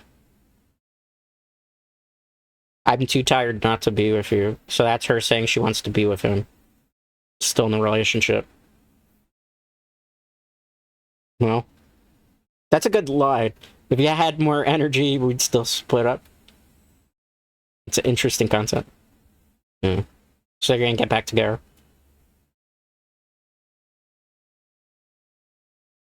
What about Ian? What about Maria? What was her name? Maria de Sol? That was a one night, alright? I mean, it was a couple weeks. That's a good line that she says. I know it's not very romantic, but there will be romance at some stage again. That's it, yeah. He did make it clear she wanted her back. I guess he figured it was going to be a little bit more grandiose, them getting back together than this. But remember, he was like a bit of an egomaniac, so... He just wants to go home. He's in shock that it's this easy that... Well, not easy, because he went through a lot of heartbreak and trials and tribulations for the film. And she went through some stuff. But I guess he's in shock that it just occurred this way and took something of this magnitude to bring them closer together yet again. He's in disbelief. That's what his facial reactions are trying to convey to a viewer. Look, he's happy. He's smiling and moving around, rambunctious. Look at her face. She's happy and smiling. They're close together. Let's see. Look at this. The music playing, too, is a nice director choice. Oh, look. They went to, like, a couples group thing, too. Look at that. It seems like everything's happily ever after. Talking about the future now. Look at him. He's happy, motivated, and inspired. That is a good question. How did you like both those bands? That's a good point. That joke, unfortunately, is not a good time for that joke to play in the movie, considering everything that's going on in the world right now. So I apologize to anybody that might have offended with that particular joke in the film. They're still having the argument over Marvin Gaye and Garfunkel. They're eating Chinese food with the chopsticks. I think at least Chinese food. What happened to him? What has it now? This what? What'd you do now, Rob? Rob going back into old habits? Yep, Rob and his old habits here. Oh boy, Rob. Resist the cute redhead, Rob. Don't fall for the trap, man. I've been there. Rob. She already bungled it by calling him the wrong name. How does she know? Is this true, or does she get this information from somebody else? Anybody who calls you by the wrong name at, like, the first meeting, that would disqualify you. At least in my opinion. Imagine, my name is very easy to remember, but imagine if somebody called me Devin instead of obviously what my name is. Or Evan instead. Like, I would be offended. Oh, he saved them. It's your girlfriend. Yeah. Pick it up. He just realized that he almost got caught in a bad situation. Had Jack Black's character not saved his ass, it could have gone very, very bad. What's this? A music party? DJ Rob Gordon? Kinky Wizards featuring the triumphant return of DJ Rob Gordon. He doesn't even know about this. Talk to who? There's an air poster there too? Oh, she's in the back helping him, actually. Oh, no. It was in the back of the store. It was in an apartment. It's an idea. Ha. Huh. Maybe why she came back to help him. What are you ever doing that can't be canceled? That's a good line. A million things. It'll be done. She's really helping him. Look at this. His play. She's happy. He's having a meltdown and she's just enjoying it. She's trying to really help him get his life together. That's a good woman, right? He's trying to convince him not to play. That spider just there bars me. What is the point of that spider? Is it part of, like, the display? Like, what is the purpose of that? Because we never see it at the storefront window because it's covered by posters, so what is the purpose of that doing there? Yeah, he's not going to be able to convince him not to play. You a party and you don't want him to play? Not to come to the party here. You can't do that. Stupid. Yeah, I agree. You can't get out of this. He's trying to still backpedal on this. He doesn't want to do this party because he's afraid. Yeah, it's important. A girlfriend that is supportive of the person's creative works. That is the best thing for an artist, right? And that's somebody that's being supportive of that. That's the best type of girlfriend. Rob, what are you doing? What are you doing, Rob? Are you talking to the girl from the store? Look, he's trying to seduce the girl over the phone, too. Look at his hand where he's putting it, and his leg is tapping down. Uh-oh. Stop flirting. You have a girlfriend. This is how you got into trouble in the first place. Look, they weren't even talking about the interview. Uh-oh. Clever, I hope. What's he doing? Now, he's getting ideas in his head. You can tell by the way he's looking. Mixtape. Why are you making a mixtape for another woman?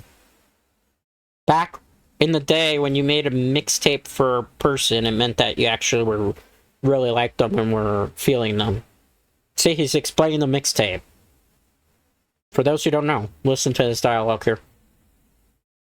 And he just realized what he's doing. He's trying to cheat on his girlfriend. Exactly, when is it gonna stop? See, she walked in at the perfect moment to interrupt him.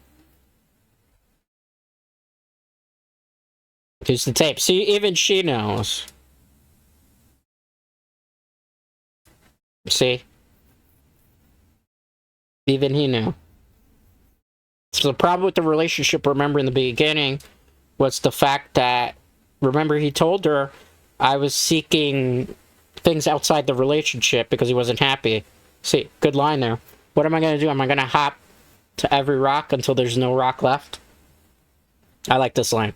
Been thinking with my gut. I have conclusion that I have guts, have shit for brains.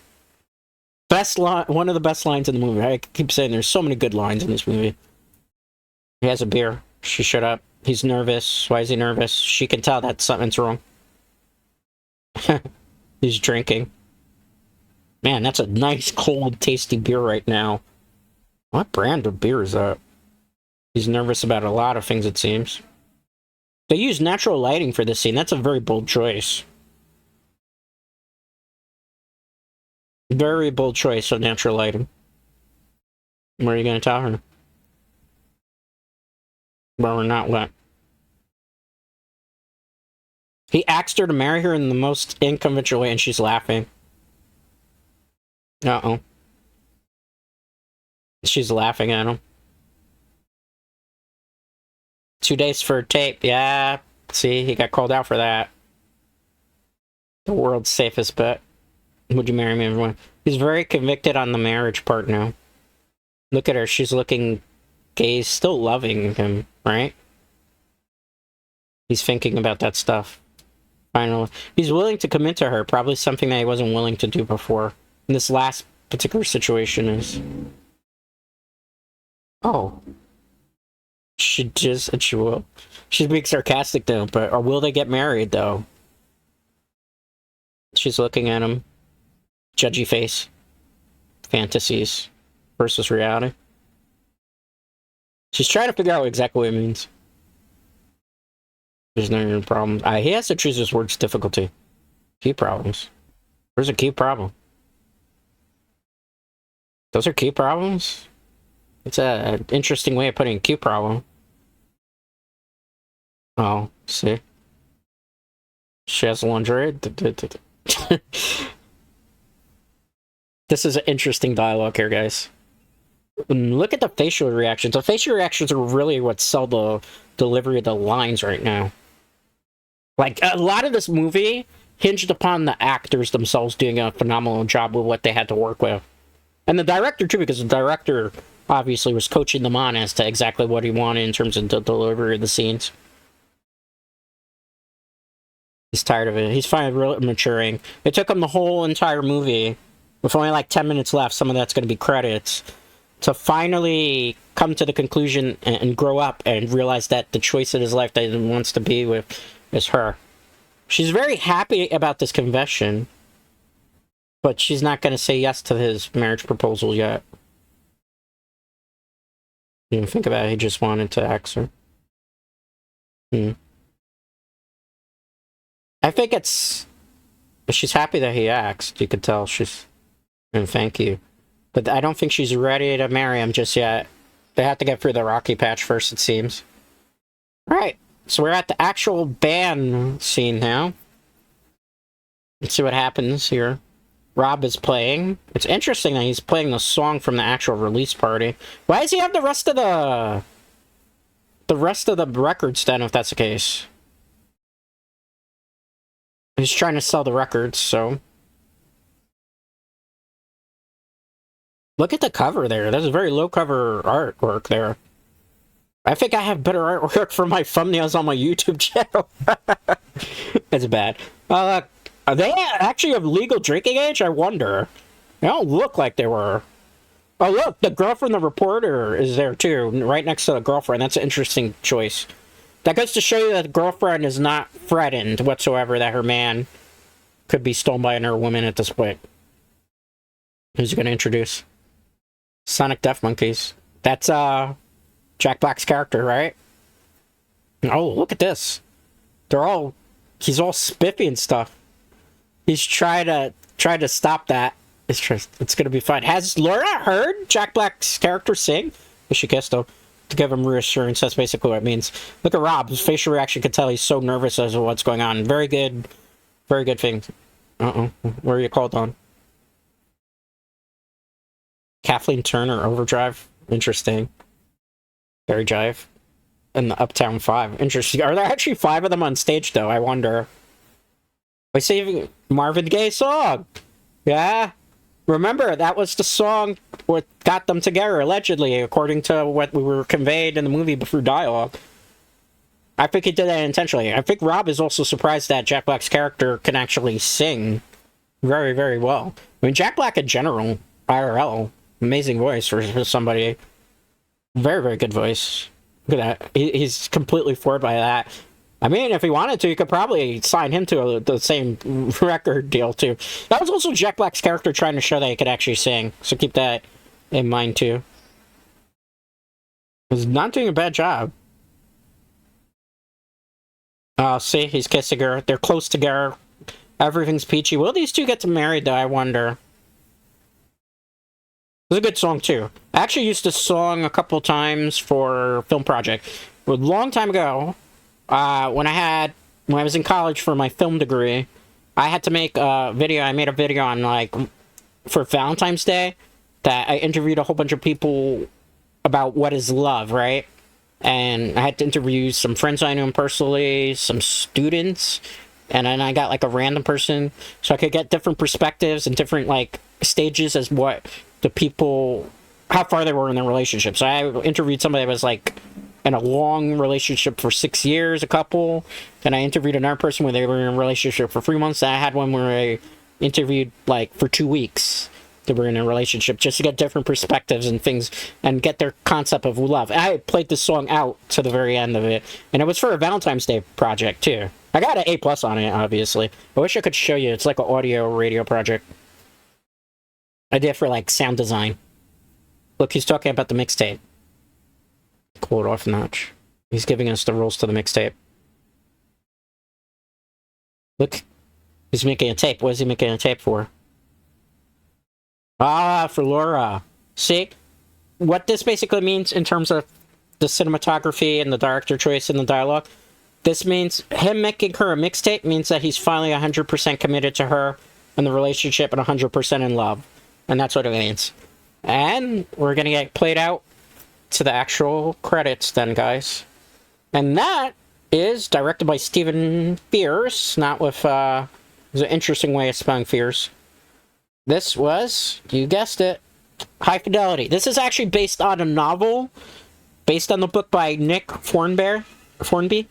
I would recommend reading the novel if you're interested and you like the movie. I have read the novel before. It's a very good novel. It's a little bit different in certain retrospects compared to the movie, but the movie is for a very faithful adaptation, I could say. They also did a Hulu, I think it was a Hulu TV series. Let me double check that for you while the credits are rolling here. High Fidelity. Lisa Bonet made a remake TV series. I'm trying to figure out what year the TV series. It was in 2020, where they I don't want to say gender bendered it, but they did.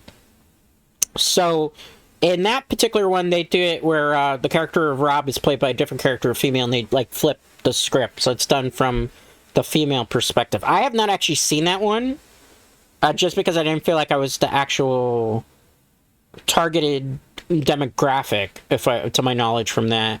Unfortunately, that series got canceled, if I remember correctly, so I didn't get to play the whole thing out. This movie was very, very good. Bobby Rob is a total, yeah. A lot of people also say, like, Rob's character was a total asshole, which he was in the film. That was kind of the whole intention of the actual, film, that he's very unlikable and very immature. And it is until, like, the very end of the film that he really, truly comes of age and kind of learns from his past mistakes. So he has human growth. He starts out as a character that we think is, like, trying to be a bit of a martyr because of the relationship, and as we progress, we kind of realize that he is maybe not the nicest of human beings, and then we go through the phase of Rob being a bit egotistical and just trying to, like, make himself more of the victim and not the problem in any of those relationships. And I like towards the end of the film, he finally realizes that in all those situations, it was him that was the problem for the most part, and not really anybody else, which then leads him down that road of human self-discovery, where he starts to mature. And it isn't until, remember that, I'm gonna just cut the credits here on my end, because there's no, like, post-credit sequence whatsoever. Back then, movies didn't have post-credit sequences. It's not like Marvel Comics and stuff. But yeah, that, if it hadn't been for Laura's dad dying there, and that moment where he finally realized that he was the problem, and that true I'm sorry, maybe they would have never gotten back together. But it's nice how we see very human growth of him. He starts out as the victim, woe is me, down on himself. He becomes a bit of an asshole. Then he tries to vindicate himself, and then comes to the realization that he was the problem in his relationships, which leads him to be able to fix his problem in his current relationship to get back the person he loves. I do also like that towards the end of the film, as well as this was in the novel, where he gets tempted by the female journalist to almost break his relationship, and then he realizes that he's going to fall down a very bad cycle yet again, and corrects himself, and then tries to kind of throw, I don't know, damage control and try to, like, marry Laura way too ahead of time. I always kind of wonder whether or not they would have gotten married. I'm assuming by the end of the film, considering how happy they were, in due time, when their relationship did truly mend 100%, they probably would have gotten married together. Almost certainly. It's a really good movie. I enjoy it. Obviously, the last two movies have been about, like, relationships and love, and, like, from the male perspective, too, because obviously I'm a male, so I try to, obviously, watch things that I can identify with a little bit more. Because if I watch, like, The Notebook, I'll be honest with you, I'm probably not going to be able to identify with that movie, because I'm not necessarily the targeted demographic, as opposed to these two films where I'm more of the targeted demographic. But I think if you're a member of the opposite sex, or however you identify, you could kind of appreciate some of the tones and themes of this movie. And also probably give you a little thing about how guys think sometimes, because I like the fact that Rob's character, in particular in the movie, is very vulnerable, right? Like, there's the part where he was talking about Charlie, where he's not very confident in whether this girl that's really cute and hot and intelligent and, like, way out of his league, he's always insecure. And guys are like that too, so it shows a very human aspect about guys that probably some people don't realize. Because, the thing about guys in general is not a lot of them are open with their feelings or open about their thought processes. And, like, I hate to use the meme, but really when it comes to guys, I'm giving these guys, who are maybe my female audiences, a little bit of insight here. Guys are sometimes the most oblivious people. Unless you spell things out for us, it takes us a long time to kind of realize things. And unfortunately, sometimes when you don't realize things, you might realize them too late, and then you pass up on a good thing, potentially.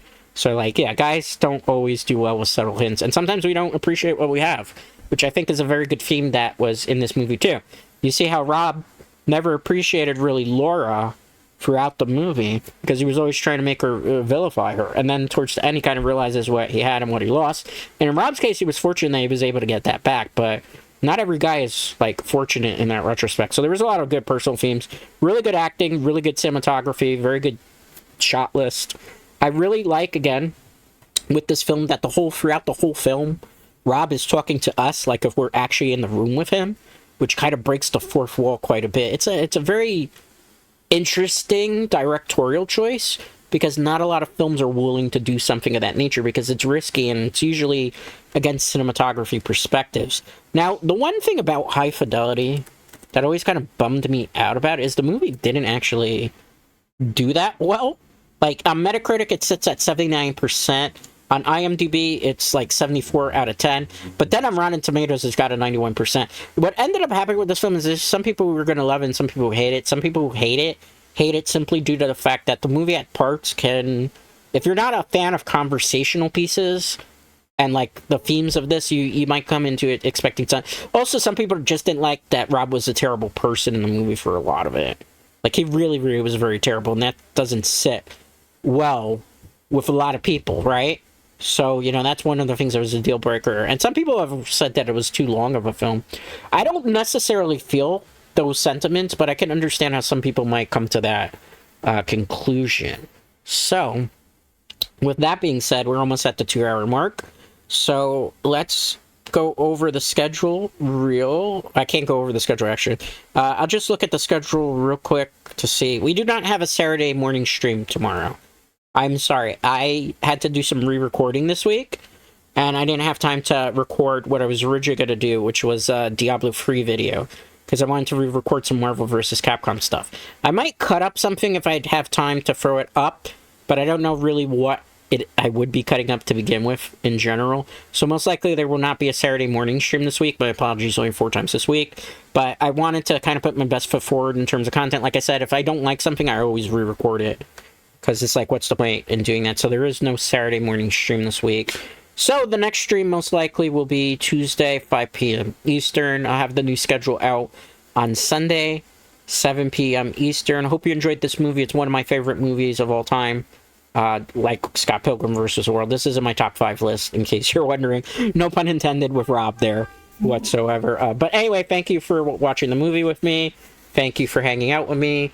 Thank you to all my chatters and lurkers, VOD watchers, if you watched all the way to end. If there's like a vinyl emoji, like a record emoji, or stereo emoji, or headphone emoji, leave it in the comment section so I know that you watched it all the way to the very end. I do not know what the next movie watch along is going to be, because I haven't thought that far ahead. I know it'll be next Friday, 8 p.m. Eastern. I'll try to find something that we can all watch that we all have like subscriptions to, because that's always what I try to do when I do these movie watch-alongs. Maybe we'll watch a horror movie, and we'll play from there. But anyway, guys, thanks. I appreciate it, and most importantly, I appreciate you.